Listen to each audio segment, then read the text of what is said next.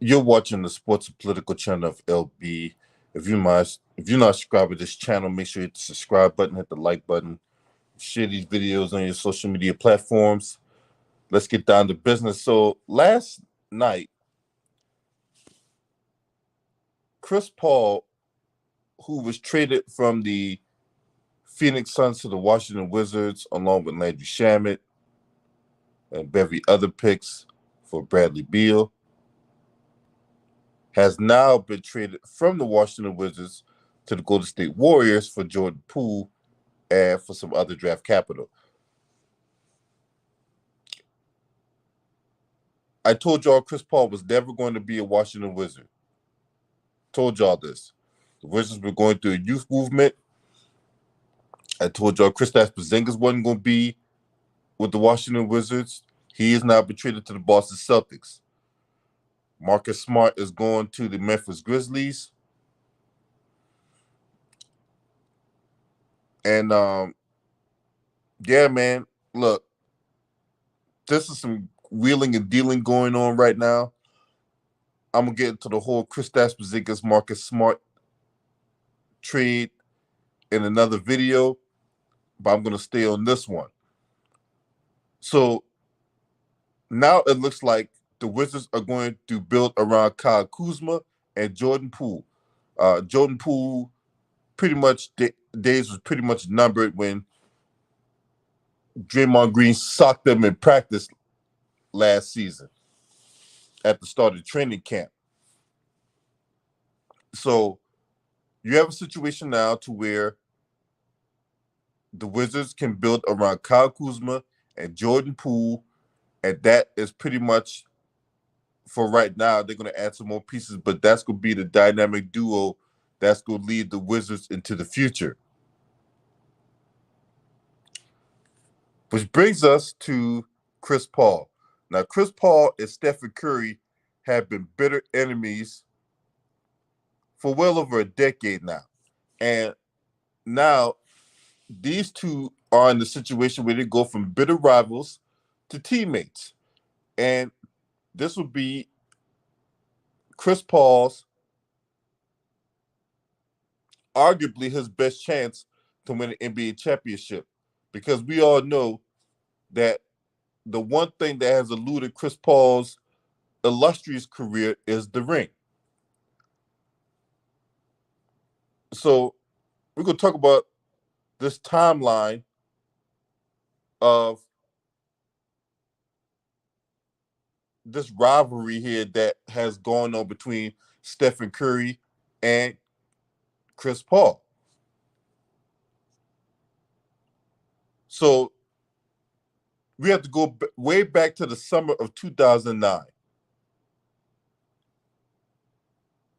Now, Curry ain't became a superstar overnight.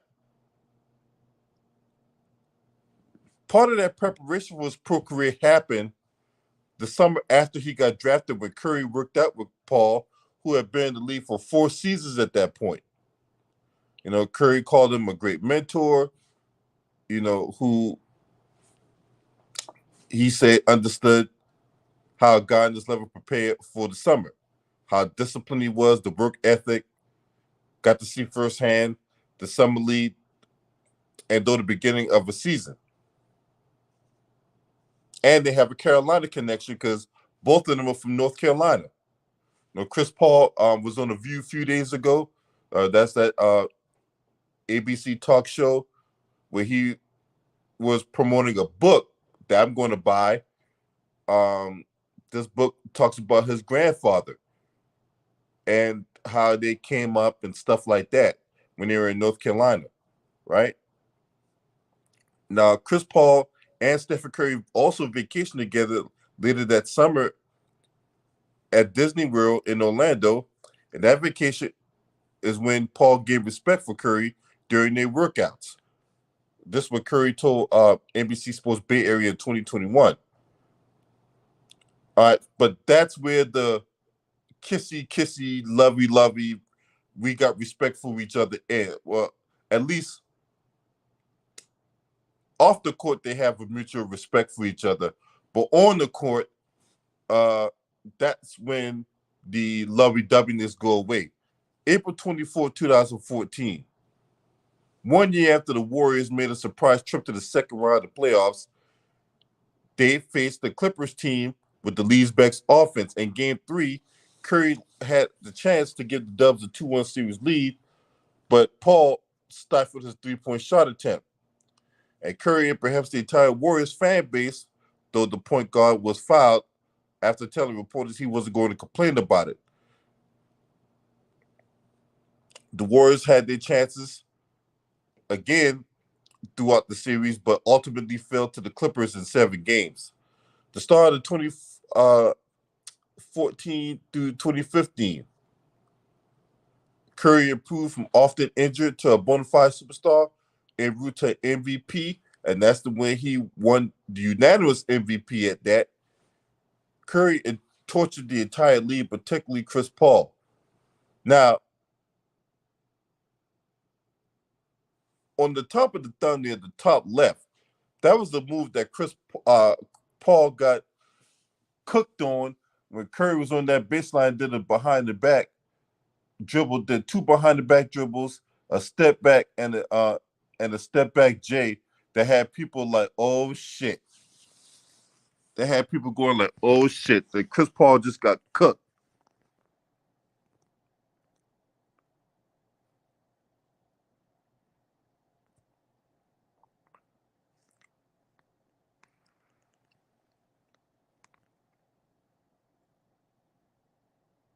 But anyway,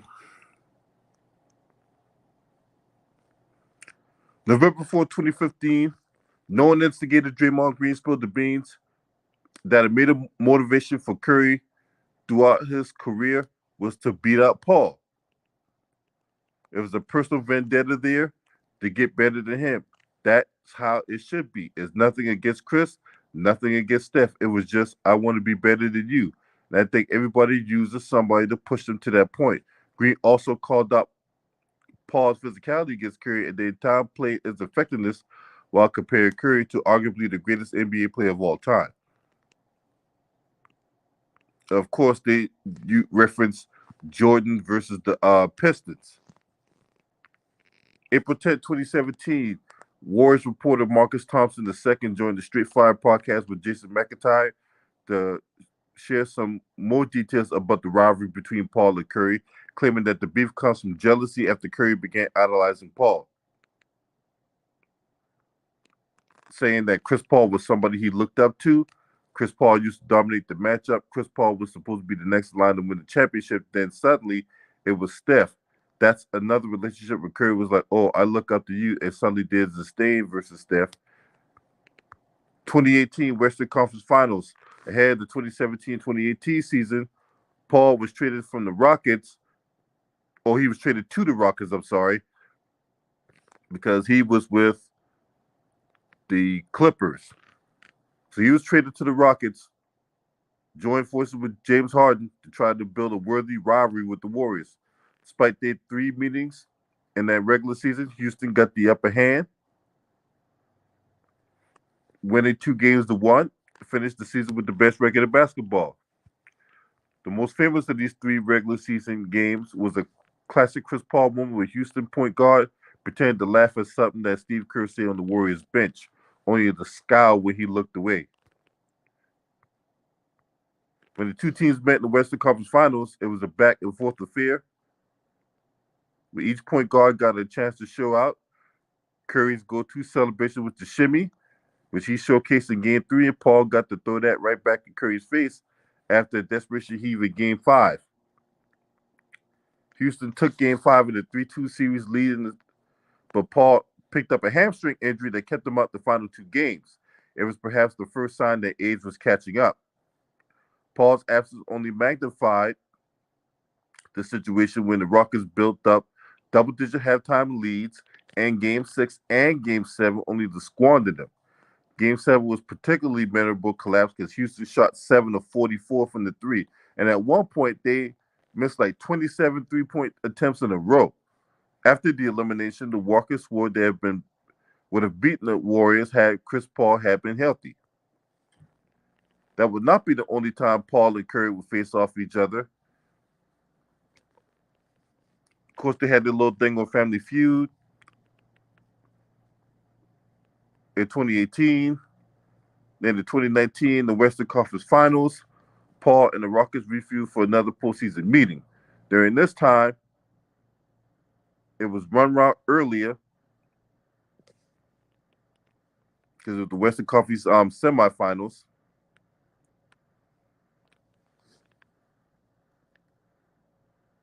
The injury luck broke Houston's way as KD got hurt in Game 5 with Golden State up 3-2. Then Paul reportedly stopped Curry from practicing in the Rockets arena ahead of Game 6. Unfortunately, that did more to draw ridicule towards Houston than it did to drive the Rockets to a series win. The Warriors end up winning the series in Game 6, 118-113. This was the game that Stephen Curry had no points in the first half. No points.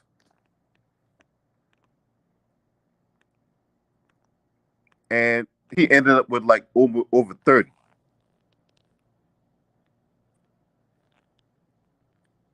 The man had no points in the first half and scored like over 30 in the second half. That's what he did. So it's not like Houston didn't have their chances to beat the Golden State Warriors.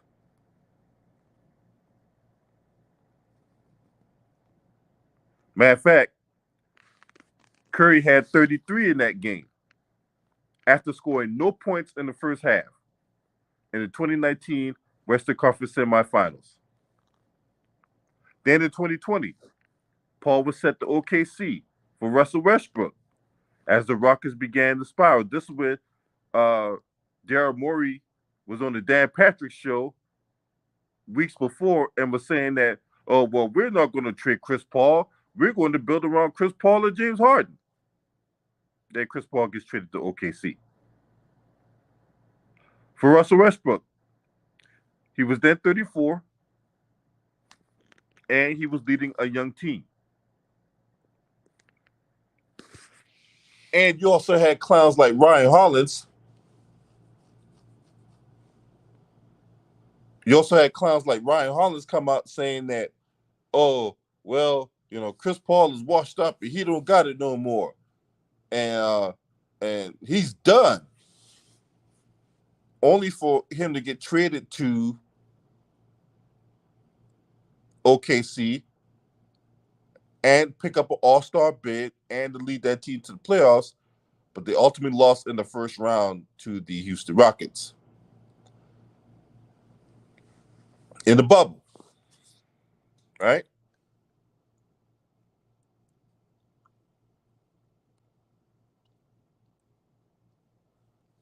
The rivalry reimagined in 2023 due to pandemic seasons. It helped that the games between the 2 point guards were few and far between. They even looked like good friends during the All-Star game where Paul threw Curry and alley-oop from an inbounds play. Then came a mid-March regular season matchup where Curry drove hard to the pin against Paul, shoved the older guard off him, and scored a bucket with brute force. The Golden State Star couldn't help but shout, "This ain't 2014 no more."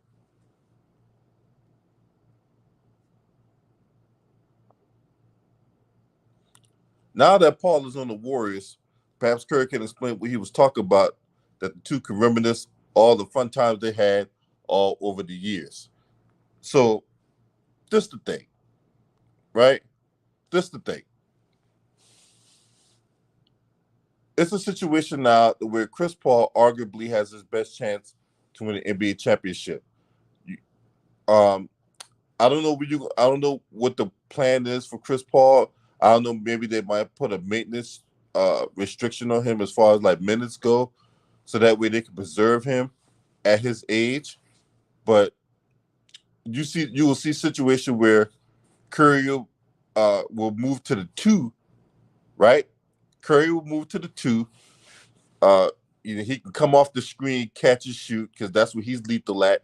You have a situation. So all in all, Chris Paul assist numbers is going to go through the roof this year. If he stays on the Warriors, right? Chris Paul's assist numbers is going to go through the roof this year. Because not only that you can have Curry come off screens, catch and shoot, you can have Clay do the same thing, right? And this is assuming that these guys stay healthy. Because one of the major issues with Golden State has been the ability to stay healthy. Now, does this move signal a return for Draymond Green now that Jordan Poole is on the Washington Wizards, right? Because you got a dynamic duo with him and Kyle Kuzma.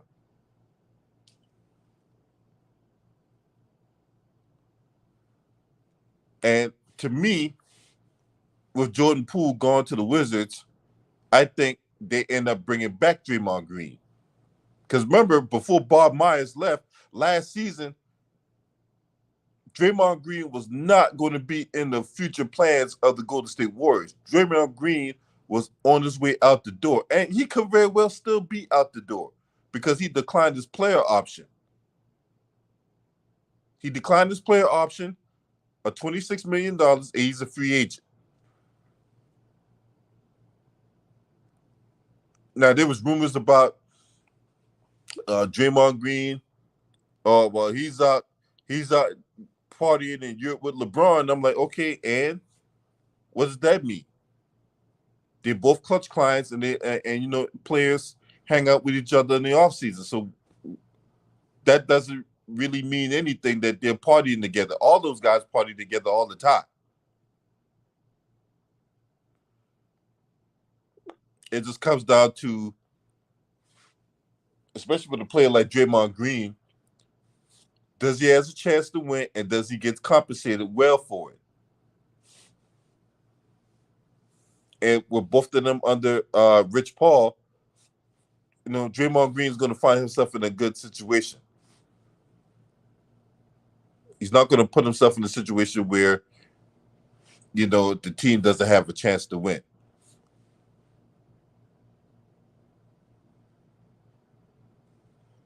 You have Andrew Wiggins play the 4, or the stretch 4. You got Klay Thompson at the 3, Curry at the 2, and you got Chris Paul at the 1. Maybe you put a Kevon Looney if he comes back, or you could Draymond Green comes back, he'll play the 5, and then if Draymond Green goes somewhere else, then you just have to find somebody like I said, Kevon Looney, whoever that's going to play the 5.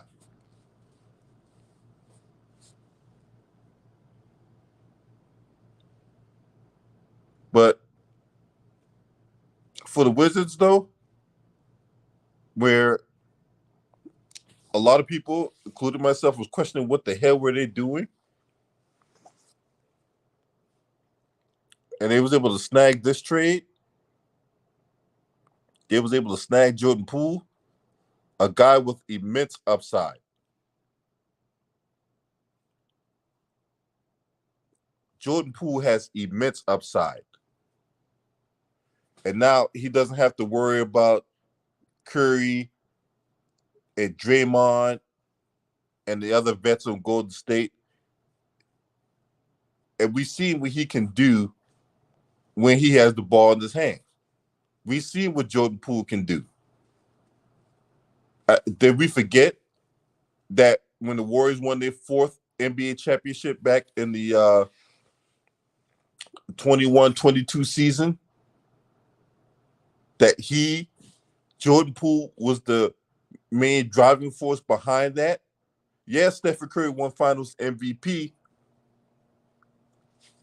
but if y'all remember, when they played the Denver Nuggets in the first round, Stephen Curry elected to come off the bench, and Jordan Poole was in the starting lineup, and Jordan Poole was out there getting buckets on these guys.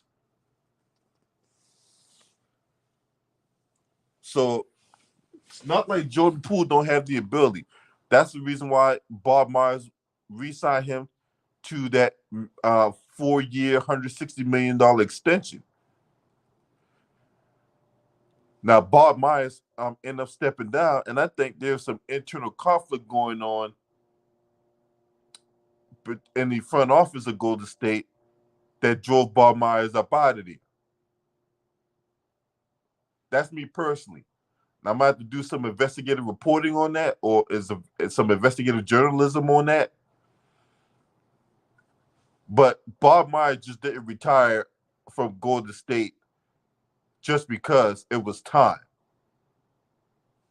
Nah, I think Bob Myers and Steve Kerr had a little beef going on that's not being talked about. But like I said, I'm gonna talk about that in another video.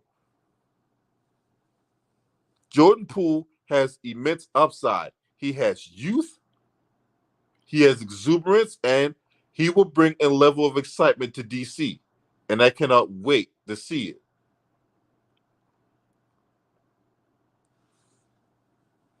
Him and Kyle Kuzma will make a very unique 1-2 punch, in my opinion.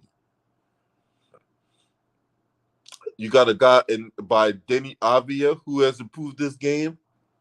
Corey Kispert, who can shoot the three.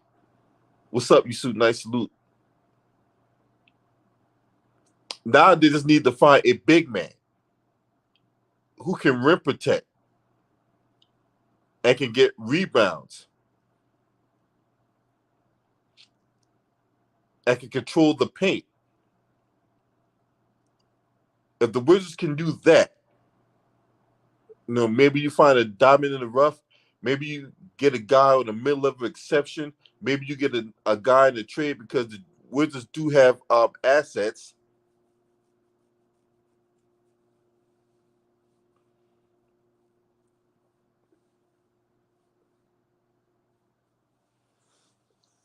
But this will be interesting 1-2 punch between Jordan Poole and Kyle Kuzma and whoever else. Because I got to look at the draft. I didn't see the draft last night because I was driving back from New York. So I didn't get to go to the draft party. But anyway, now neither here nor there.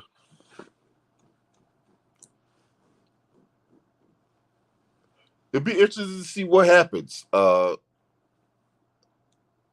As I said, like I said before, Jordan Poole will get a chance to flourish on the Washington Wizards, and he don't have the vets on Golden State lurking over his shoulder, and you could tell that they didn't want Jordan Poole around by some of the body languages after he shot a shot, right, or after he attempted a shot. You got guys shrugging his shoulders, getting mad. I'm like, man, why the fuck did he shoot that or something like that, right? So it was just, the whole dynamic changed when Draymond Green sucked this man in an infamous video that went viral last year or prior to the start of the NBA season. Now, all I need for Jordan Poole to not do is spend $500,000 on some random broad out in DC. They'll be buying no random broad, no Maybach SUV, and be taking them out the Gucci stores and all this other stuff. What's up, Darth Vader? They'll be taking no girl out in DC out to Bobby Vans and all that stuff. You know what I'm saying? Start her off with Popeyes, or start her off with some Chipotle. You got women out here who commit sins for Chipotle, right? They'll be taking them out the Bobby Vans, and they'll be taking them out the Maestros and all this other expensive ass restaurants and shit. Make her earn that. Make her earn that privilege of eating at Maestros. Start her off with Chipotle.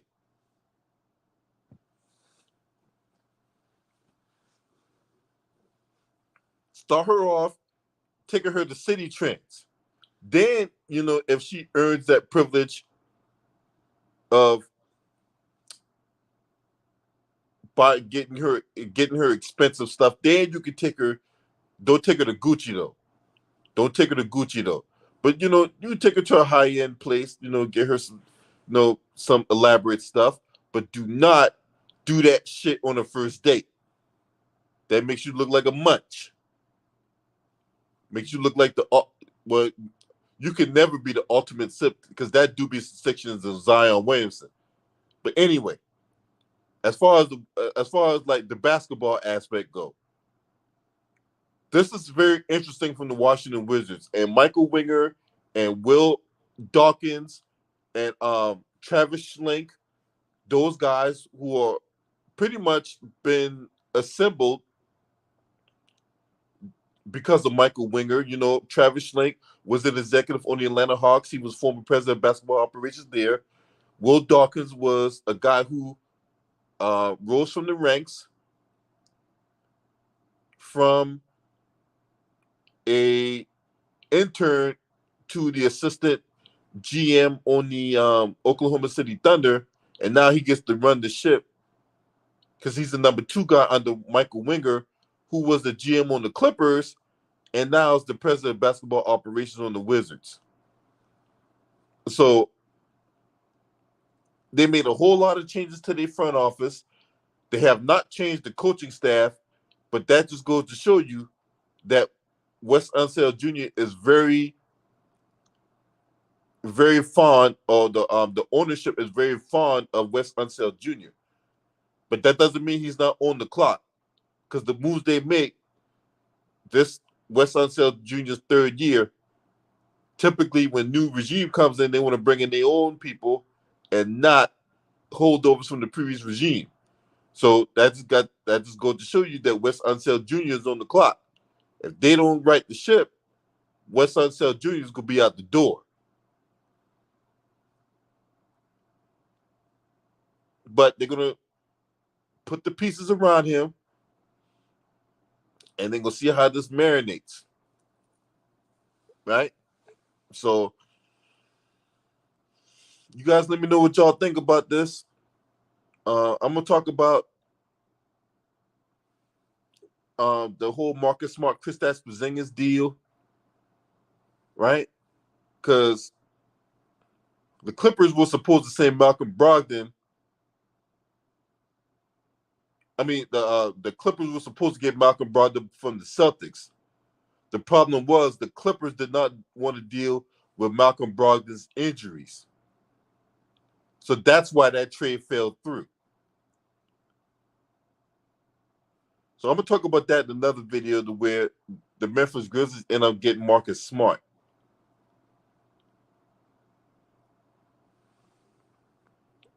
And yes, Darth Vader, I do agree with that sentiment.